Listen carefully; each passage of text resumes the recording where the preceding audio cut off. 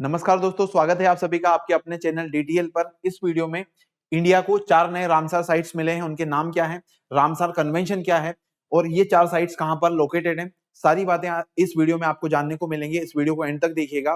Plus last में आप सभी के लिए क्वेश्चन होगा, उसको भी आप जरूर अटेम्प्ट करिएगा। तो चलिए, कॉन्टेक्स्ट मैंने आपको बता दिया है। ये 4 अलग अलग रामसर साइट्स हैं जिनको ऐड किया गया है। अब टोटल इंडिया के अंदर 89 रामसर साइट्स हो चुकी हैं। इनके बारे में हम डिटेल से देखते हैं। प्लस रामसर कन्वेंशन क्या होगा ये भी हम जानेंगे। इसकी शुरुआत कब हुई थी, इसका रेलेवेंस क्या है इंडिया के अंदर, इसका क्या अभी इंपॉर्टेंस है, सारी बातें आपको जानने को मिलेगी। कॉन्टेक्स्ट इस तरह के कटिंग्स आपको हेडलाइंस अलग अलग जगह पर देखने को मिल रही है। इंडिया के द्वारा वर्ल्ड वेटलैंड डे के पहले, यानी कि वर्ल्ड वेटलैंड डे कब मनाया जाता है, ये आप कमेंट में मुझे बताओगे। बहुत इजी क्वेश्चन है और लास्ट में आप सभी से क्वेश्चन भी पूछा जाएगा, उसका भी आपको आंसर करना है। तो वर्ल्ड वेटलैंड डे के मतलब कुछ पहले इंडिया के 4 नई रामसर साइट्स मिली हैं। उनके नाम क्या क्या हैं डिटेल से हम जानने की कोशिश करते हैं। खास बात यह है कि अभी ये जो 4 साइट्स मिली हैं उनमें से 2 तमिलनाडु के अंदर है और एक सिक्किम में और एक झारखंड में लोकेटेड है। सिक्किम और झारखंड अब 2 ऐसे स्टेट हो गए हैं जहां पर कोई भी रामसर साइट नहीं थी, लेकिन अब पहली बार इनके अंदर भी एक एक रामसर साइट्स हो चुकी हैं। इंडिया में कई सारी रामसर साइट्स हैं, इनके बारे में हम थोड़ा सा डिटेल से डिस्कस करते हैं। एग्जाम्स में इस तरीके के क्वेश्चन आते रहते हैं। जैसे पिछले साल बिहार के अंदर जो अलग अलग दो साइट्स थी जिनका नाम था नागरी और नागती, ऐसा कुछ उनका नाम था, उनके बारे में क्वेश्चन पूछा गया था। तो इस तरीके से आपसे पूछा जा सकता है, मैच द कॉलम किया जा सकता है या फिर कोई भी क्वेश्चन आपसे पूछा जा सकता है। अभी जैसे उदयपुर और इंदौर, इनसे रिलेटेड जो वेटलैंड सिटी से रिलेटेड न्यूज आई थी, तो वहां पर इंदौर और उदयपुर को सिलेक्ट किया गया था, तो वो भी आपको ध्यान रखना है। इस तरह की जो भी न्यूज होती है एग्जाम के पर्सपेक्टिव से काफी इंपॉर्टेंट होती है। चलिए इस वीडियो को थोड़ा सा डिस्कस करते हैं डिटेल से। यहाँ पर आप देखिए, इंडिया में अब 4 नई साइट्स ऐड करने के बाद टोटल इनका नंबर बढ़कर कितना हो गया है, 89। और सिक्किम और झारखंड 2 ऐसे स्टेट है जिनका डेब्यू हो गया है। रामसर साइट्स इंडिया के अंदर जो भी लोकेटेड है उनमें पहली बार इनको इंक्लूड किया गया है। और जो मैक्सिमम रामसर साइट वाला स्टेट है, ये भी आपको ध्यान रखना है, वो आपका है तमिलनाडु। उसके अंदर टोटल 20 रामसर साइट्स लोकेटेड है। तो ये छोटे छोटे फैक्ट्स हैं, एग्जाम के पॉइंट ऑफ व्यू से काफी इंपॉर्टेंट है। 4 नई रामसर साइट्स के नाम क्या है ये हम एक बार देख लेते हैं। तो सबसे पहले आपकी थेरथांगल बर्ड सेंचुरी जो कि तमिलनाडु में लोकेटेड है। फिर आपकी सक्करकोटई बर्ड सेंचुरी, ये भी तमिलनाडु में है। फिर उसके बाद है खेचे पोलारी वेटलैंड जो कि सिक्किम में लोकेटेड है। और एक है आपकी उधवा लेक, ये झारखंड के अंदर सिचुएटेड है। इनके बारे में थोड़ा सा डिटेल से समझने का प्रयास करते हैं। सबसे पहले आपकी थेरथांगल बर्ड सेंचुरी तमिलनाडु में इसकी लोकेशन है। 2010 में यहाँ पर एवियन जो स्पीशीज होती है, यानी कि जो बर्ड्स होते हैं, उनको कंजर्व करने के लिए इसको इंपोर्टेंट साइट डिक्लेयर किया गया था। और यहाँ पर इसको अभी रामसर साइट के रूप में घोषणा की गई है, जो आपका इंटरनेशनल सिस्टम है उसके अंतर्गत। तो ये 30 हेक्टेयर के खिलाफ 30 हेक्टेयर के आसपास का एक एरिया है जहां पर इसको प्रोटेक्ट करने की बात की जाएगी। ये बर्ड वॉचर्स के लिए काफी अच्छी डेस्टिनेशन है, क्योंकि यहाँ पर कई सारे माइग्रेटरी बर्ड्स, माइग्रेटरी सीजन जो कि आपका अक्टूबर से मार्च के बीच में होता है, जो कि अभी चल रहा है। यहाँ पर पूरी दुनिया के अलग अलग जो बर्ड्स हैं, माइग्रेटरी स्पीसीज हैं, वो कुछ समय के लिए रुकते हैं इस सेंचुरी में। और बर्ड वॉचर्स जो बर्ड्स को देखना जिनकी हॉबी होती है, प्रेफर करते हैं, उनके लिए काफी अच्छी साइट है। आप में से कौन बर्ड्स को देखना अच्छा, जिनको अच्छा लगता है, आप कमेंट में बताइएगा। अगला है सक्करकोटई बर्ड सेंचुरी, जो कि आपकी तमिलनाडु में ये सेकंड साइट है जो यहाँ पर सिलेक्ट हुई है। और अभी टोटल तमिलनाडु के अंदर टोटल 20 जो साइट्स हैं वो हो चुकी है रामसर साइट्स। इसको 2012 में स्टेब्लिश किया गया था। ये भी एक एविफोना एंड वेटलैंड इकोसिस्टम है। यहाँ पर भी कई सारे जो बर्ड्स हैं वो आपको देखने को मिलते हैं। इसके अलावा यहाँ की जो फोना है वो भी काफी डाइवर्स है। कई सारे जानवर यहाँ पर देखने को मिलते हैं, जिनमें lion tailed macaque, giant squirrel and कई सारे माइग्रेटरी बर्ड्स यहाँ पर आपको देखने को मिलते हैं। कई बार यूपीएससी सीएससी के एग्जाम में भी लायन टेल्ड मकॉक और जायंट स्क्विरल से रिलेटेड क्वेश्चन आ चुके हैं। तो आपको इसको बिल्कुल भी स्किप नहीं करना है, इग्नोर नहीं करना है। छोटी छोटी इंफॉर्मेशन है, लेकिन अभी हमारा पर्पस है इन चारों साइट्स के बारे में बस थोड़ी थोड़ी इंफॉर्मेशन पता करना, इनकी लोकेशन एग्जैक्टली है कहाँ। इसके अलावा अगली आपकी खेचे पोलारी वेटलैंड, जो कि सिक्किम में लोकेटेड है। ये काफी सेक्रेट साइट है।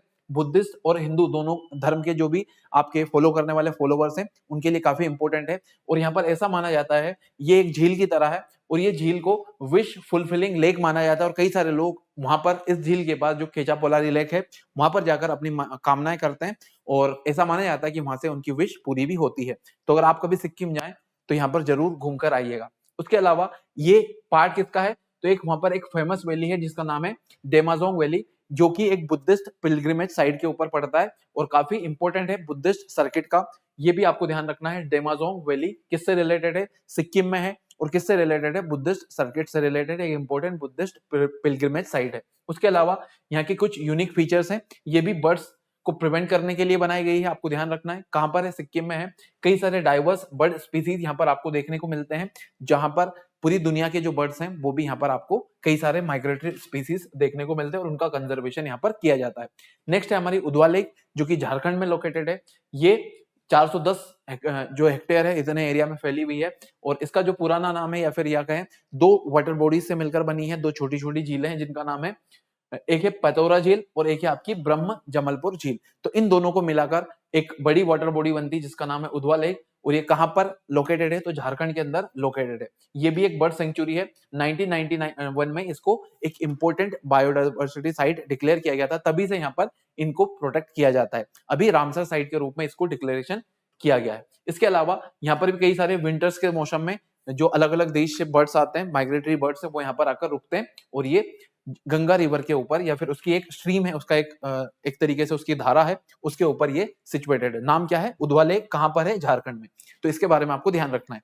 अब हम थोड़ा सा इस ट्रीटी के बारे में देख रहे थे, जिसके बारे में बार बार आ रहा है, रामसर कन्वेंशन या फिर रामसर साइट। तो इसके बारे में थोड़ा सा जानने की कोशिश करते हैं। आप कमेंट में लिखिएगा वर्ल्ड वेटलैंड डे कब मनाया जाता है, ठीक है। तो रामसर कन्वेंशन है क्या, तो एक इंटरनेशनल ट्रीटी है, किससे रिलेटेड है, तो इसका फोकस होता है हमारे देश के अंदर जो भी वेटलैंड्स होती है, जो इंपॉर्टेंट होती है, आप सभी जानते हैं वेटलैंड्स का काफी महत्व होता है इन्वायरमेंट को प्रोटेक्ट करने में।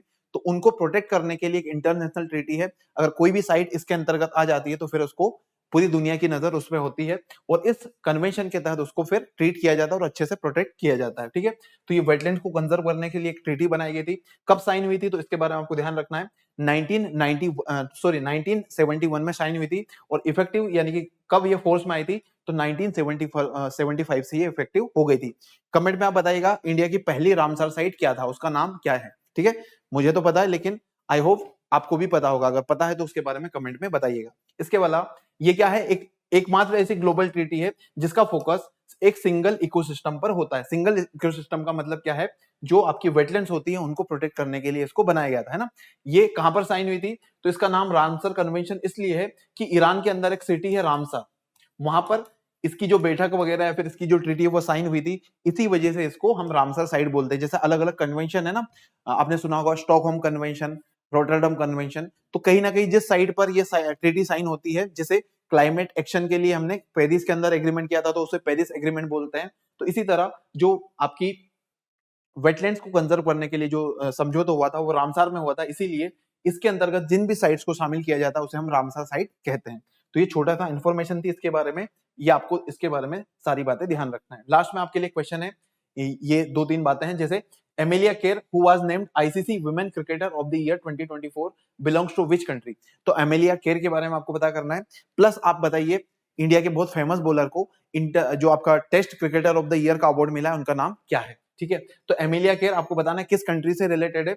इनको अभी क्या मिला, ICC women cricketer of the year 2024 के अवार्ड से इनको नवाजा गया है। आपके ऑप्शन है ऑस्ट्रेलिया, यहाँ पर ए कर लीजिएगा, ऑस्ट्रेलिया, न्यूजीलैंड, इंग्लैंड या फिर साउथ अफ्रीका। तो कमेंट में आपका आंसर बताइएगा। इस वीडियो में इतना ही। आई होप एक छोटे से क्रिस्प वीडियो के थ्रू हम आपको काफी इंफॉर्मेटिव वीडियो प्रोवाइड करवा पा रहे हैं। इसी तरह के वीडियोस को अगर आप और देखना चाहते हैं तो हमारे चैनल को सब्सक्राइब जरूर करें, और अपने दोस्तों में इस वीडियो को शेयर करना ना भूलें। वीडियो को लाइक जरूर करें, और अगर आपकी कोई राय है इससे रिलेटेड तो हमें जरूर बताएं। Thank you so much. जय हिंद, जय भारत।